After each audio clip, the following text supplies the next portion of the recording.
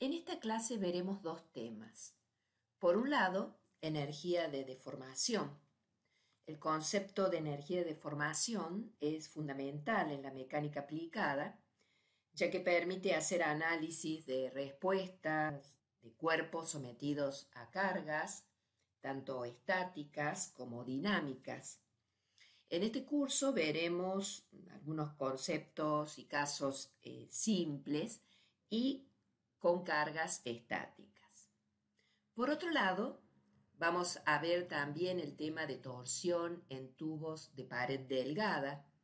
Nosotros hemos visto ya torsión en barras de sección circular, llenas o huecas, pero de sección circular. En este caso, vamos a tratar torsión de tubos de pared delgada que puede tener cualquier forma siempre que ésta sea cerrada.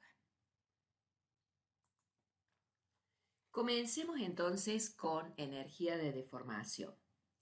Tenemos una barra, en este caso de sección circular, pero podría ser de cualquier forma, con una longitud inicial L, sobre la cual se va a aplicar una carga que va a producir un alargamiento delta de la barra.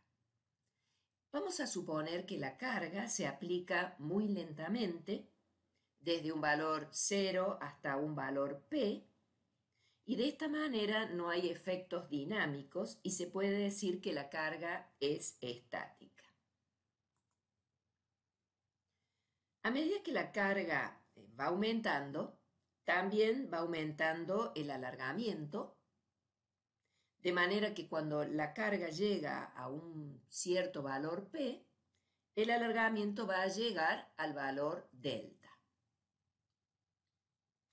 Cuando la carga se va aplicando, el extremo de la barra, en donde está aplicada la carga, se va desplazando de manera que la carga va a ir realizando un trabajo. Recordemos que el trabajo de una fuerza que es constante es el producto de la fuerza por la distancia que recorre esa fuerza en su dirección. En este caso, la carga no tiene un valor constante. En el gráfico se ve cómo va variando la carga en función del desplazamiento y esta forma va a depender del material.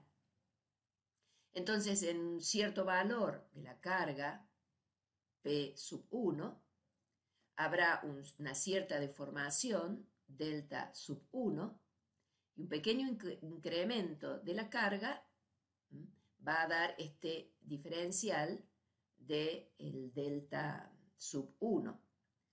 Allí tendremos un diferencial de trabajo realizado por la carga que va a ser P sub 1 por el diferencial de delta 1 y que está representado por el área, está más oscura aquí, debajo de la curva. Si yo quiero el trabajo completo, tendré que realizar la integral desde 0 a el alargamiento final, siguiendo esta expresión que está aquí. Cuando la barra se va alargando, se producen deformaciones unitarias normales en cada punto de la barra. Estas deformaciones van incrementando el nivel de energía del elemento cargado. Esta energía es una energía que absorbe la barra durante el proceso de carga y se llama energía de deformación. Por el principio de conservación de la energía, esta energía de deformación va a ser igual al trabajo hecho por la carga, siempre que no se haya perdido energía en forma de calor. De manera que podemos decir que esa energía de deformación es igual, entonces, al trabajo realizado por la carga, que a su vez es igual a esta integral que está representada por el área bajo la curva carga-alargamiento. Si se va retirando la carga, la barra se va a ir acortando, recuperando su longitud inicial, y puede ocurrir que vuelva a su longitud inicial o que por el contrario permanezca con una deformación. Exista una deformación permanente. El triángulo BCD representa la energía de deformación que se recupera durante la descarga. Esta energía es la energía de deformación elástica, es la que se puede recuperar. Mientras que el área O, A, B y D, el área esta más clara, representa la energía que se ha perdido en el proceso de deformación permanente de la barra y es una energía de deformación inelástica. En la mayoría de los casos se busca que el material no entre en el régimen plástico de deformación permanente y se mantenga siempre en comportamiento elástico. Por eso cuando trabajamos con los materiales dúctiles vamos en el dimensionamiento o en la verificación de un cuerpo, vamos a trabajar con la tensión de fluencia afectada por un cierto coeficiente de seguridad. Ahora bien, si el material obedece a la ley de Hooke, es decir, que tiene un comportamiento elástico lineal, el gráfico va a ser una recta como esta que se muestra aquí. El gráfico de carga alargamiento va a ser este gráfico lineal. En este caso, calcular el área bajo la curva es muy sencillo porque es el área de un triángulo. Por lo tanto, la energía interna de deformación en un material que tiene el comportamiento elástico lineal va a ser esta que tenemos aquí, la carga por el alargamiento sobre 2, igual al trabajo realizado por la carga.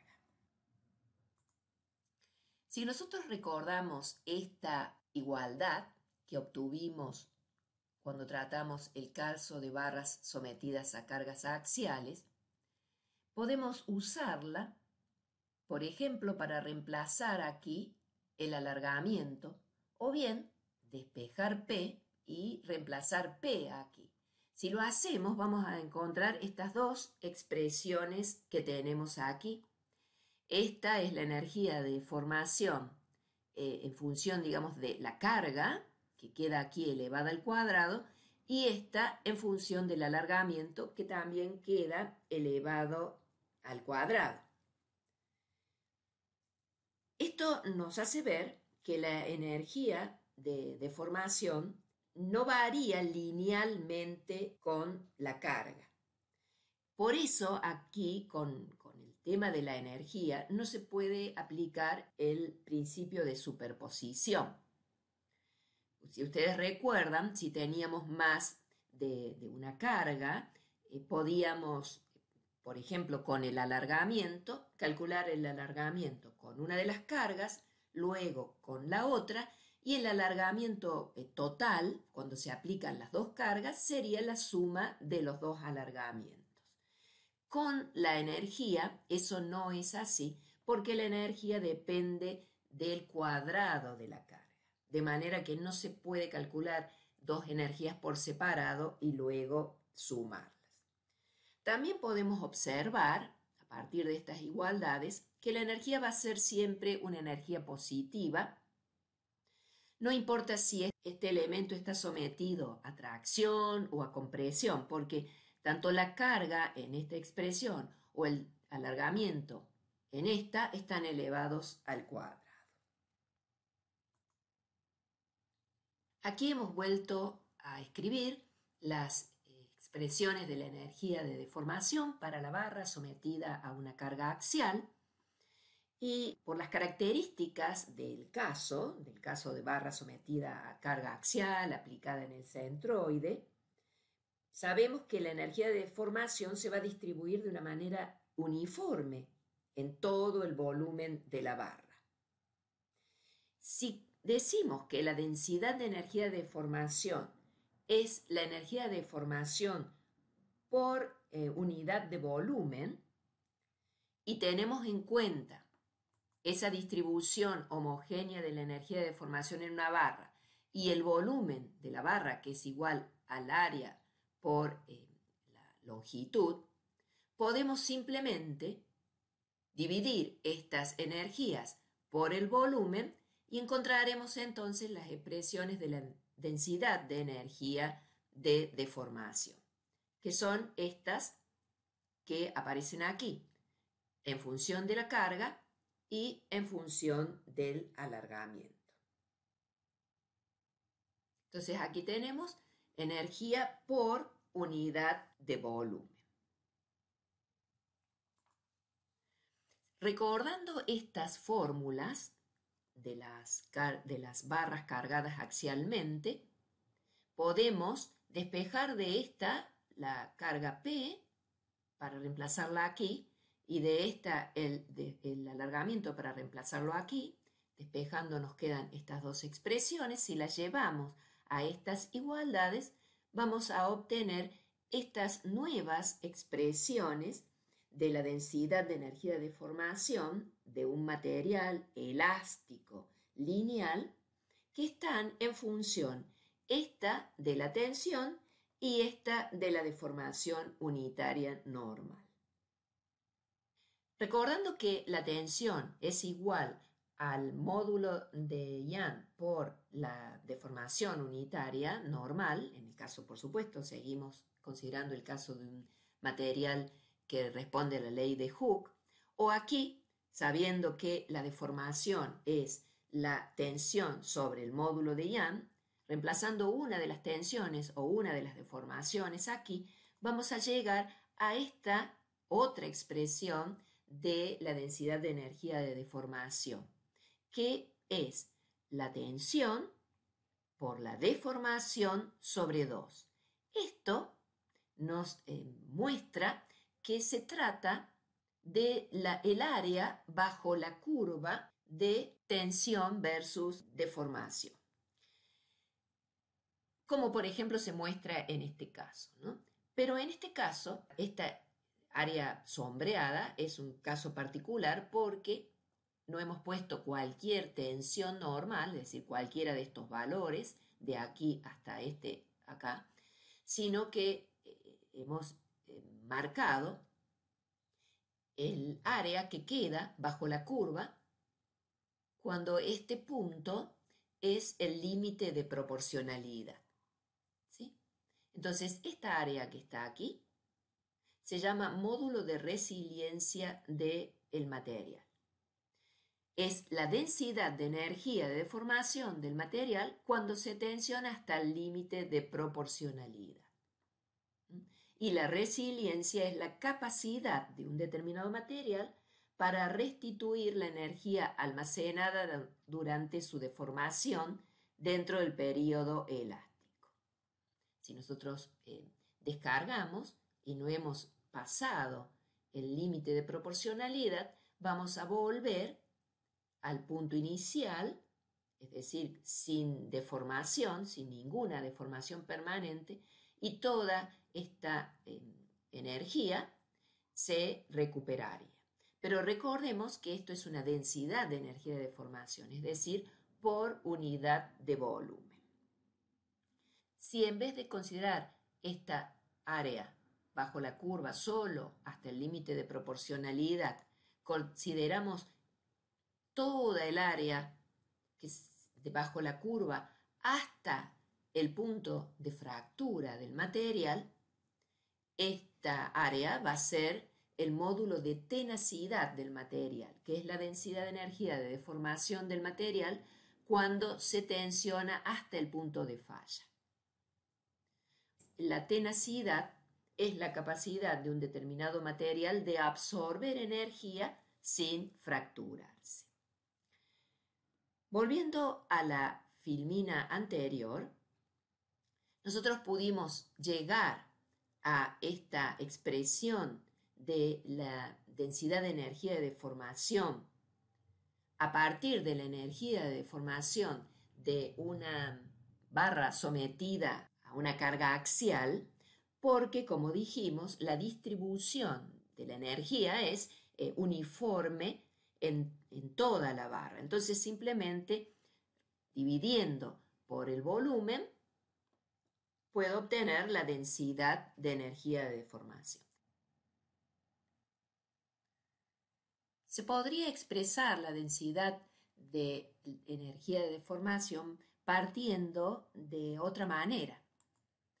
Veamos aquí, tenemos un elemento de volumen que rodea un punto, es un paralelepípedo rectangular, dimensiones diferencial de X, diferencial de Y, diferencial de Z. Este punto está en un estado tensional uniaxial. Tenemos una tensión sigma Z que produce una deformación o un alargamiento de este elemento igual a la deformación unitaria normal en la dirección Z por el diferencial de Z. Yo podría calcular el trabajo de una fuerza que es obtenida multiplicando la tensión normal por el área, diferencial de X, diferencial de Y, por este desplazamiento. Pero vamos a considerar a esta fuerza estática, de manera que va a ir incrementándose paulatinamente a medida que se va alargando este elemento. Si el material responde a la ley de Hooke, tendremos un gráfico tensión-deformación como este que se ve aquí, en donde hay una variación lineal. De manera que la energía de deformación va a ser igual a la fuerza, que es el sigma por el diferencial del área, por esta distancia o este desplazamiento que tenemos aquí, sobre 2, porque el área bajo la curva será un triángulo. Si nosotros dividimos por el volumen, que es diferencial de X, diferencial de Y, diferencial de Z, vamos a obtener la densidad de energía de deformación. Para este caso, le hemos puesto un subíndice N para referirnos a esta fuerza o esta tensión normal. Veamos ahora la energía de deformación en torsión, que es otro de los casos que ya hemos visto. Lo que tenemos aquí es una barra de sección circular sometida a un momento torsor constante. La sección es constante, el material es homogéneo y también es constante a lo largo de toda la barra el par torsor, que produce en este extremo un ángulo de torsión phi. Si este par torsor se va aplicando de manera estática, es decir, muy lentamente para no generar ningún comportamiento dinámico, entonces vamos a tener esta variación del momento torsor en función del ángulo de rotación. Recuerden que este ángulo de torsión que ya habíamos obtenido anteriormente es igual al momento por la longitud sobre el módulo de elasticidad al corte y el momento polar de inercia de la sección. La energía interna de deformación igual al trabajo realizado por este momento torsor va a ser esta área que está aquí bajo la curva, es decir, el momento por el ángulo sobre 2. Recordando esta expresión entonces y reemplazando aquí, voy a obtener esta expresión de la energía de deformación en función del momento torsor, y si despejo el momento torsor y reemplazo, voy a obtener esta otra expresión que tenemos aquí a la derecha.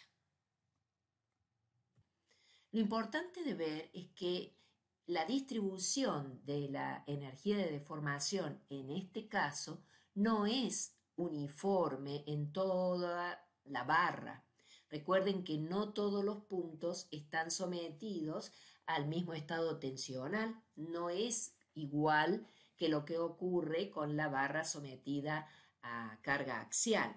De manera que aquí no podemos efectuar simplemente la división de la energía de deformación por el volumen de la barra. Tendremos densidades de energía de deformación distintas en cada punto de esta barra, que serán una función determinada de la posición del punto, y para obtener la energía total a partir de la densidad debemos hacer una integral de esa densidad. Pero podemos expresar, al igual que lo hicimos con las tensiones normales o con los estados uniaxiales de tensión, la densidad de energía de deformación para un caso de corte puro como este que estamos viendo aquí. Aquí tendremos una fuerza cuando multipliquemos la tensión tau por el área, y un desplazamiento cuando multipliquemos el ángulo por esta distancia o altura diferencial de z. Por supuesto, siempre hablamos de pequeñas deformaciones. Como tenemos un comportamiento lineal del material, el área bajo la curva será la multiplicación de esta tensión multiplicada por el área por el desplazamiento de la fuerza sobre 2. Podemos dividir por el volumen, de manera que obtendremos ahora sí la densidad de energía de deformación. Le ponemos un subíndice T para señalar que se trata de una energía cortante. Lo que tenemos aquí es un punto ubicado en un cuerpo cargado con un estado tensional más complicado, más complejo, en donde tenemos las 3 tensiones normales y las 3 tensiones de corte diferentes. Yo podría expresar la densidad de energía de deformación de esta manera, sumando todas estas energías. Aquí hay que tener presente, muy presente, lo siguiente. Esta deformación que ponemos aquí es la que efectivamente experimenta este elemento.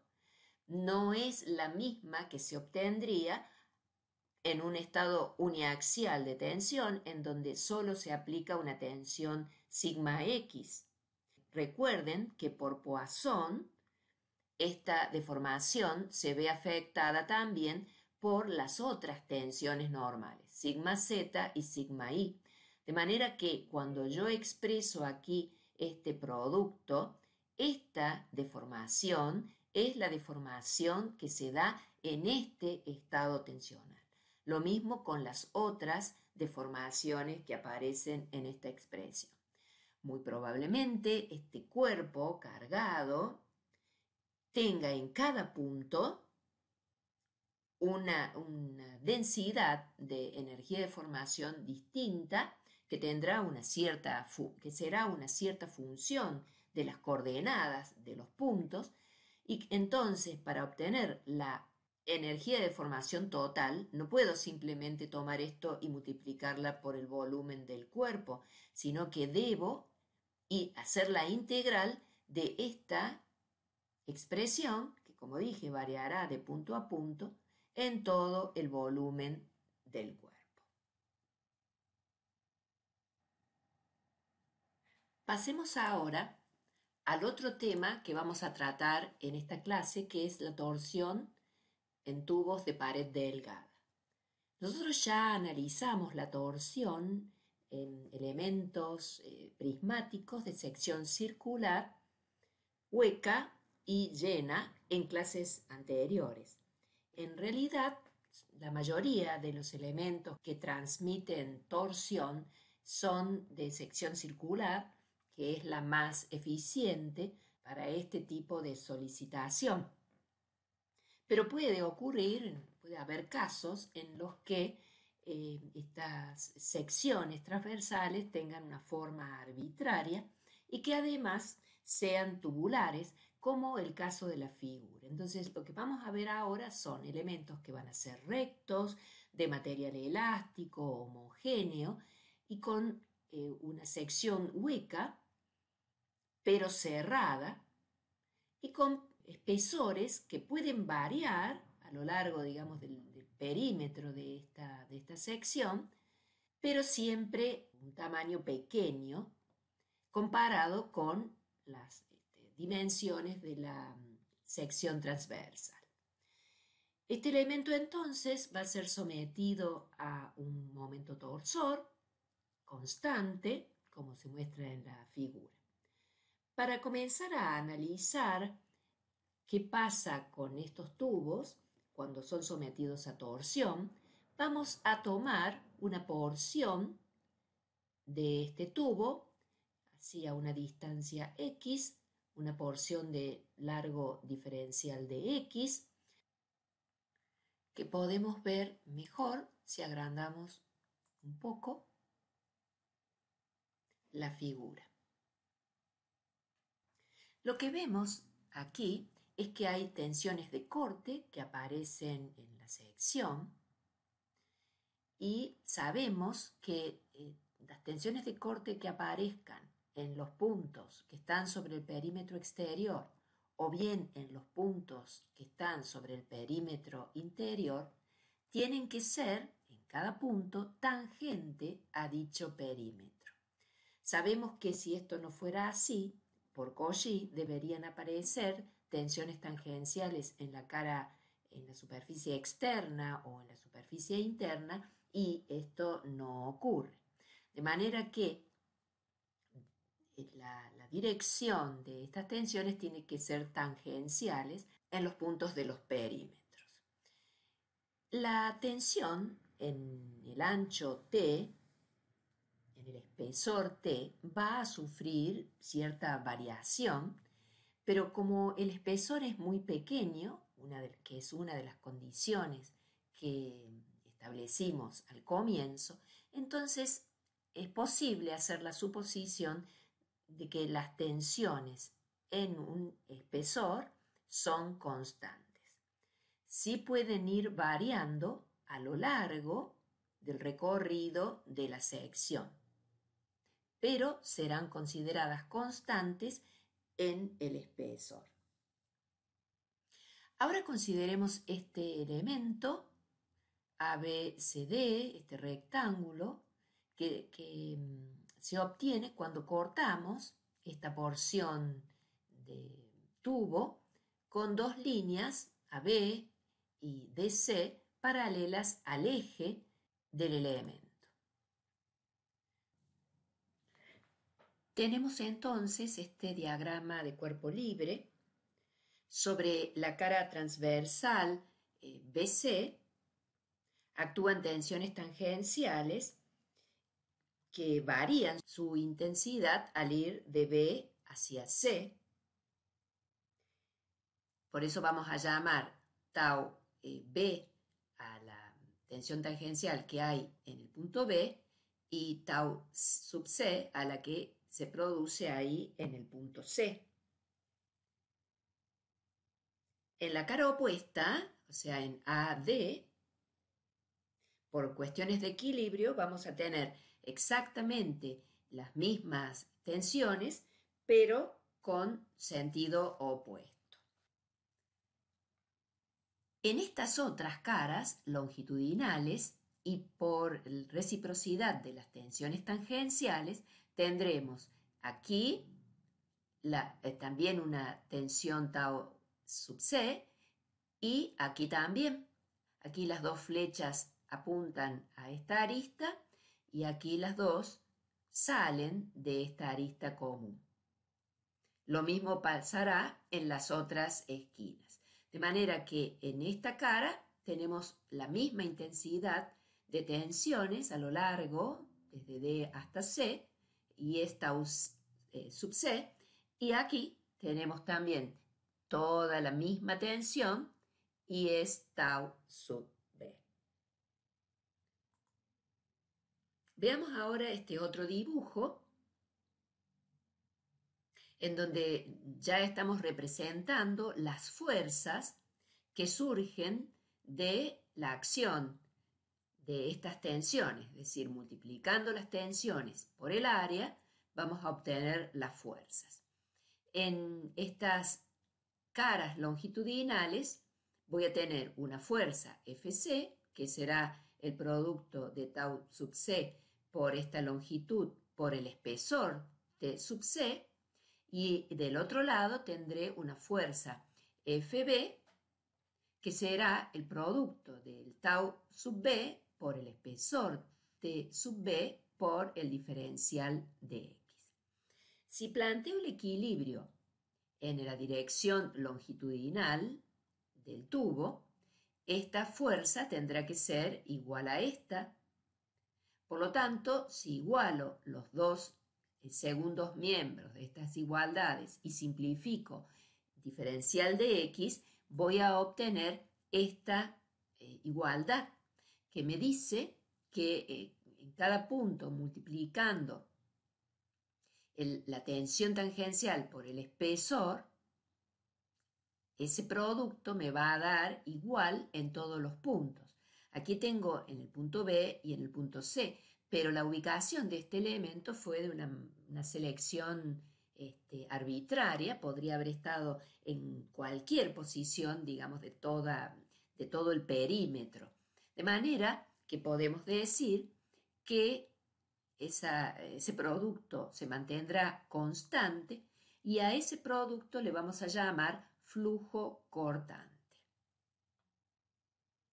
Por supuesto, dado que este producto tiene que ser siempre el mismo, cuando el espesor sea más delgado, las tensiones serán más altas y cuando el espesor sea más grueso, las tensiones serán más bajas. Lo que nos interesa ahora es poder relacionar las tensiones de corte que se producen en la sección con el momento torsor que aplico, que es lo que voy a conocer una vez que plantee equilibrio con las herramientas que conocemos de la estática. Veamos entonces esta figura. Esta es una sección transversal. Aquí vemos una línea media de la pared del tubo en línea de trazos. Aquí estamos midiendo sobre la línea de media, desde un punto de partida arbitrario. Se ha ubicado un punto O en el interior, también en cualquier posición. Y se ha considerado aquí un elemento de área de longitud diferencial de S y espesor T. Sobre esta área, multiplicando el flujo por esta distancia, recuerden, el flujo es una fuerza por unidad de longitud, así que si se multiplica el flujo por esta longitud diferencial de S, voy a obtener una fuerza cortante que vamos a ubicar tangente a la línea media. Aquí se forma un triángulo entre esta base y estas líneas que unen el punto O con los extremos del diferencial de S, que tiene por área diferencial de S por R sobre 2. Porque si ustedes se fijan, este R es la altura del triángulo. Bueno, habiendo descrito todo sobre la figura, empezaremos con las fórmulas. Esta fuerza que se obtiene multiplicando el flujo por el diferencial de S es un diferencial de fuerza que multiplicado por esta distancia R es perpendicular a esta línea de acción de la fuerza, me da un diferencial de momento torsor, que es lo que acabamos de escribir allí. Integrando y sacando fuera de la integral el flujo, porque ya sabemos que es constante, nos queda esta expresión para el momento torsor. La integral en toda la longitud de la línea media de R por diferencial de S puede ser a veces difícil de realizar, pero si nosotros observamos, este R por diferencial de S es el doble del área de este triángulo. De manera que podemos resolver la integral dándole una interpretación geométrica. Esta integral sería el doble del área encerrada por la línea media, que es lo que acabamos de poner aquí. Así que en base a estas dos expresiones, puedo obtener esta que me dice que el flujo cortante es igual al momento torsor sobre 2 veces el área que encierra la línea media. No confundir este área de aquí con el área de la sección, porque en realidad es todo, si sombreáramos todo, lo que está encerrado por la línea de puntos. Además, sabemos que el flujo, que es una cantidad constante, es igual en cada punto a la tensión de corte por el espesor. Puedo entonces despejar de esta igualdad la tensión de corte que me va a quedar entonces en función de el momento torsor que aplico en el elemento tubular. Esta fórmula, que es la fórmula de torsión para un tubo de pared delgada, se denomina también fórmula de Brett. Vemos que el momento torsor es una cantidad constante, también lo es el área, así que vemos que esta tensión va a depender del espesor de la pared que está en el denominador. Cuanto más pequeño es, más grande será la tensión. Veamos aquí una aplicación a un tubo de sección circular. La fórmula que habíamos obtenido cuando tratamos el tema de barras de sección circular sometidas a torsión pura es esta que vemos aquí. La que acabamos de obtener para los tubos de pared delgada es la que está a la derecha. Esto es la expresión del momento polar de inercia de esta sección que aparece aquí en el denominador en función de los radios. El radio exterior es el R sub 2 y el radio interior es el R sub 1. Podemos expresarlo de otra manera a este momento polar usando el radio medio, que es el de la línea media, y el espesor. Estamos aquí considerando un espesor constante. Si este espesor es muy pequeño, podemos despreciar este término y quedarnos directamente con esto de aquí. Así que aproximadamente el momento polar de inercia sería 2 veces pi por r al cubo y por el espesor. Por otro lado, el área encerrada en la línea media es igual a pi por el radio medio al cuadrado. Aquí hemos reemplazado el momento polar de inercia por esta expresión simplificada y obtenemos esta expresión que está aquí. Y si aquí reemplazamos el área encerrada por la línea media, obtendremos esta expresión. Vemos que haciendo esta simplificación del momento polar, vamos a obtener en ambos casos el mismo resultado. Veamos qué pasa con una sección rectangular. Vamos a plantear, ya aquí no podemos usar la fórmula de torsión que vimos clases pasadas porque solo se aplicaba a secciones circulares. Así que aquí vamos directamente con la fórmula de Brett. El área media va a ser B por H. Fíjense que esto está acotado justamente en la línea media. Así que voy a tener aquí dos tensiones, porque hay dos espesores. Las tensiones máximas van a ser las que se producen aquí verticales, porque el espesor es más pequeño. Y las horizontales van a ser de menor intensidad, y esta sería la fórmula que aplicaríamos para calcular.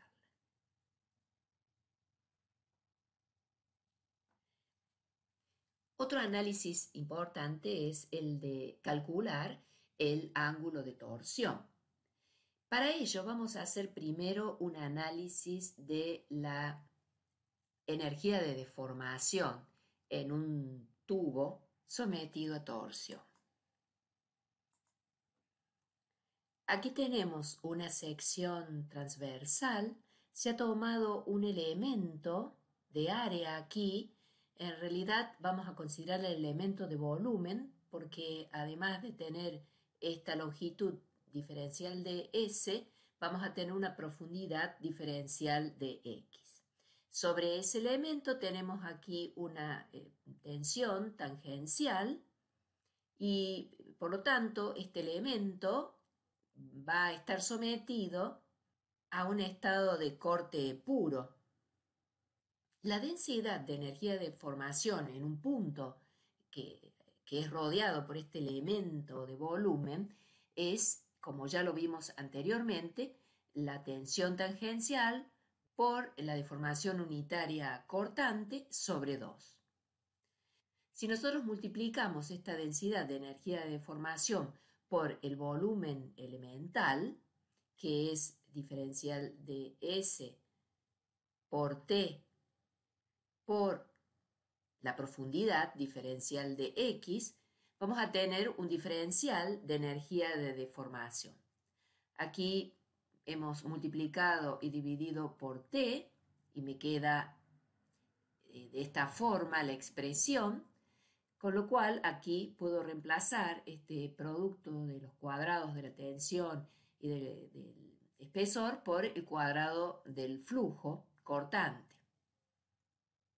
Haciendo la integral de esto alrededor de toda esta sección y a lo largo de todo el tubo, voy a tener la energía de formación total. Aquí tenemos estas dos integrales. A lo largo integramos de 0 a L el diferencial de X y todo sobre la línea media integramos este diferencial de S sobre T. Esta integral es L, la longitud del tubo, que ya la ponemos aquí, y así me queda entonces expresada la energía de deformación del tubo sometido a torsión. Recordando que el flujo cortante es esto, lo puedo reemplazar aquí y me queda entonces la energía de deformación del tubo en función del momento torsor.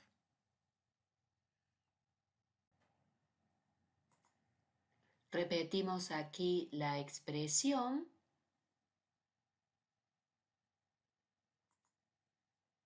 y vamos a llamar a 4, el área encerrada por la línea media al cuadrado sobre esta integral, constante de torsión, vamos a llamar con la letra J, de manera que reemplazando aquí nos va a quedar que la energía de deformación del tubo sometido a torsión es igual a esta expresión.